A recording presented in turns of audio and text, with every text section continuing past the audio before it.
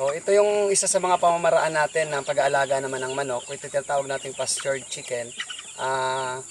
Sila ay pagkatapos namang galing dun sa kulungan tuwing umaga hanggang maghapon, dito na yung buhay nila. Kung makikita niyo itong ordinaryong white chicken ay natural din na kumakain ng mga damo, mga insekto, kumakain sila ng iba't ibang mga nasa lupa na mga gumagapang. At ang kanilang kalidad ay hindi kasing kalidad ng mga ordinaryong pag-aalaga ng manok. Medyo maganda yung kanilang mga laman, malakas sila at nakakalipad sila ng husto, no? Hindi sila nababali yung mga paa nila.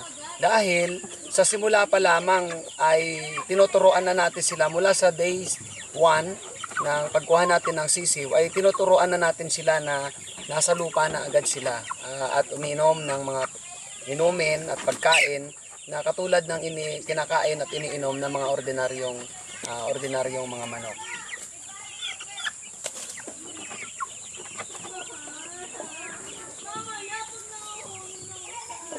Wag yan, ito.